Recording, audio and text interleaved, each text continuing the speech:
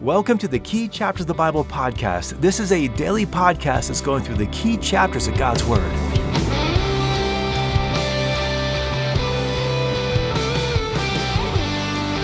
Well, today we're turning to the book of Nehemiah. Like our podcast from Ezra chapter 9 and 10, this podcast is going to be a combination of Nehemiah's chapters 1 and 2, and we're even going to go a little bit into chapters 4 and 6 as we read about Nehemiah rebuilding the walls. This is a great book. I hope you've read it before. If not, I encourage you to kind of look into it more than what we're going to give a chance to. We're going to look at these two chapters today. And then one of my favorite chapters of the entire Bible is Nehemiah chapter 8. We'll look at that in a couple days from now. Let's go to the background of the book of Nehemiah. The book of Nehemiah takes place starting around 445 BC. This would be the 20th year of the reign of the Persian king Artaxerxes. And although the focus of this book is kind of on rebuilding the walls of Jerusalem, that's how people normally understand this book, the backdrop of this book is continuing to unfold the drama of the nations. You'll remember that Assyria rose to power about 300 years earlier and defeated the northern kingdom in 722 BC. Later on, Babylon rose to power and defeated Assyria and eventually defeated the southern kingdom in 586 BC. Then Persia rose to power and defeated Babylon in 539 BC. And then the return of the exiles begins in 538 BC. The first Persian emperor was named Cyrus. Then came an emperor not named in the Bible named Cambyses, then Darius, then Xerxes, who was married to Queen Esther, and then Artaxerxes, who is mentioned here in Nehemiah.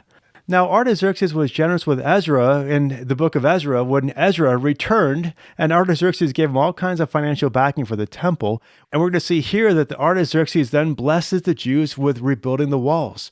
And so one of the key principles of both the books of Ezra and Nehemiah is that God could and would work in the Gentiles to allow his plan to unfold. Well, let's see the unfolding of God's plan here in the book of Nehemiah and how God works in this whole situation to accomplish his will. Going into Nehemiah chapter 1, verse 1 opens with this first-person account of Nehemiah. Now, Nehemiah probably wrote this book around 425 BC, about 20 years after these events actually occurred. In verse 1, he's a servant of King Artaxerxes. He's in the capital city of Susa. And just this statement alone shows how entrenched he is in the Persian system because he doesn't bother to tell us where Susa is. In case you're wondering, Susa is in modern-day Iran, about 150 miles north of the Persian Gulf. It's now called Shush, and it still has the tomb of Daniel there. So Nehemiah is in Susa, serving the king as a cupbearer that we're going to find out is a cupbearer in verse 11. And a cupbearer is a person who serves the king kind of like a trusted butler. And he was there to protect the king as well as taste the king's food so that if he keeled over first, the king would know, that food's been poisoned. So Nehemiah is a cupbearer to King Artaxerxes, and in verse 32, Nehemiah's brother pays him a visit. Apparently his brother has news of Jerusalem, so Nehemiah asks him, what's going on over there? Nehemiah's brother doesn't have good news for him. He said the people who had stayed there during the exile were in great distress and reproach.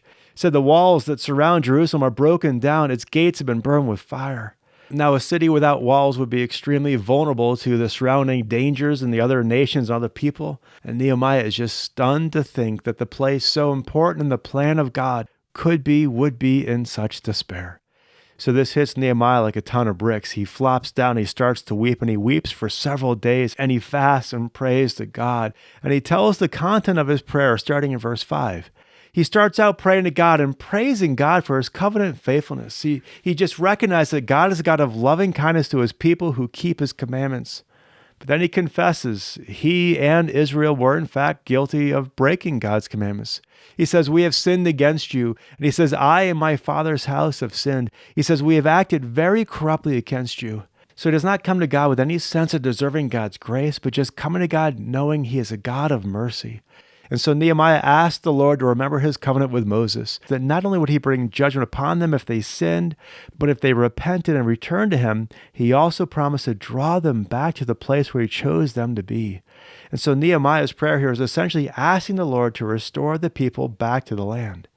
Well, that closes out chapter 1. Now let's go to chapter 2. Chapter 2 opens with Nehemiah in the presence of the king Artaxerxes. Remember, he's the cupbearer for the king. Now Nehemiah is sad, and so the king says, why are you so sad? And Nehemiah has the boldness here in verse 3 to say, let the king live forever. Why should my face not be sad when this city, the place of my father's tombs, lies desolate and its gates to be consumed by fire? Now, these words are a pretty big deal. If you think about really who is talking here, Nehemiah is an exiled Jew. His people were defeated by the Babylonians. They're essentially still being defeated by the Persians. And this is a bit like Nehemiah saying to the king, hey, why wouldn't I be so sad when your people are so rotten to my people? Well, amazingly, King Artaxerxes shows favor to Nehemiah and says, well, what's your request? And I love what Nehemiah says in verse 4. He says, so I prayed to the God of heaven. It's one of those quick popcorn prayers where Nehemiah only has a moment to ask for God's help, but he does because he just knows that this is only going to work if God is helping him. And here we see that God does even answer these popcorn prayers because he does bless this whole situation. And so Nehemiah asked the king for permission to go back to Jerusalem and rebuild it. They work out the details, and King Artaxerxes not only grants his request, but he even gives him a letter to procure the supplies. And all of this Nehemiah attributes to the Lord, saying at the end of verse 8, the good hand of my God was upon me. And so God's hand was on Nehemiah, and he arrives in Jerusalem in verse 11. He goes around and he inspects the city at night. He goes and just checks out the city walls and their condition. And then in verse 17, he gathers the people together and explains their situation. In verse 18, he explains how God's hand was upon him and blessed his work. And clearly this is a situation the Lord wanted him to do. And most everyone seems to be pretty supportive, except for a guy named Sanballat who mocks him. Now Nehemiah answers Sanballat saying, the God of heaven will give us success. Therefore we are his servants and will arise and build. But you have no portion, right, or memorial in Jerusalem. Well, Nehemiah was right. God would give him success. And so Nehemiah then commences to lead the people in rebuilding the walls. If we were to read chapters 3 and 4 and 5 and 6, we'd find out that Nehemiah assigned families to sections to work on. He oversaw their work. And they're all this time going to be facing opposition from Sanballat and Tobias and others. Sanballat and Tobias ridiculed them and their strength and their wisdom and their trust in God, saying that this wall was so fragile a fox could crumble it. And all of this, Nehemiah pressed forward, leading the people. The situation at one point got so bad the people had to have a sword in one hand and a trowel in the other. They struggled with supplies. They struggled with getting the details done. But Nehemiah kept encouraging them, saying, remember the Lord, great and awesome. He says that in chapter 4:14. Throughout all of this, Nehemiah organized just this whole team to work on the building and work on protecting, work on guarding, work on supplying. And the whole time he kept telling the people like he did in chapter 4, verse 20, our God will fight for us.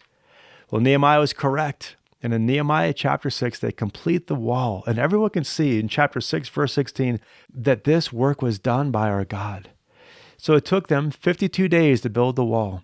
52 days to work together, devise the plans, organize, delegate, and operate, and 52 days to bring about the full completion of the walls. According to Josephus, this wall was 20 feet wide, 16 feet high, and 4 miles in circumference. This is huge. This project required all the people to give up what was going on in their personal lives or daily jobs like farming, just make sacrifices at every turn to see this project to completion. And they were successful because God's hand was upon them. So that's these two chapters, and they're key chapters for a few reasons. For one thing, it's important just for us to see the restoration of Jerusalem after the exile. This restoration did not come like a flick of a switch. It came in 3 waves. First, under Zerubbabel in 538 BC to rebuild the temple, then under Ezra in 457 BC to rebuild the people, and here under Nehemiah to rebuild the walls in 445 BC. Just as their deportation took several waves, so did their restoration. Likewise, we continue to see God's favor upon the Jews through the Gentile nations. Remember, the restoration began with the benevolence of King Cyrus. Now it continues through King Artaxerxes. Amazingly, these Gentile rulers were more obedient to God's plans than Israel's own kings. We're seeing here the truth behind Proverbs 21, verse 1, which says, the king's heart is like channels of water in the hand of the Lord. He turns it wherever he wishes. And so we're just seeing that that's what God is doing right here through Artaxerxes. We're also seeing what God can do through a man who is simply submitted to God and believes God can do anything. Remember, Nehemiah's primary skill was trustworthiness, integrity, and a willingness to eat food that might kill him. As far as we know, he was not a construction expert or a military leader or anybody else, really just a humble man who believed God. And yet God used him to oversee this complex, massive building project in less than ideal circumstances, and he led the people to complete the project in 52 days. Nehemiah believed God, he rose to the need, and God used him for it. And so that's our study for today. As we finish out our time, let's just praise God for working in frail people such as you and I. the battle belongs to the Lord. It is not us who does the work. It is God who does it through us.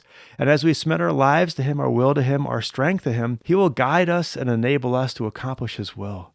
So as we finish up our time, how about going to the Lord in prayer and just laying all of this before Him and just asking Him to give you the eyes and the faith and the grace to see the needs around you, that you might rise on up and be part of their solution. That's a great prayer, just to submit ourselves before the Lord, to be available to Him, whatever He would call us to do, however big the project might be. Well, we'll wrap things up there. Hope you have a great rest of your day. Thanks again for listening. I hope to catch up with you tomorrow. Thanks, and God bless.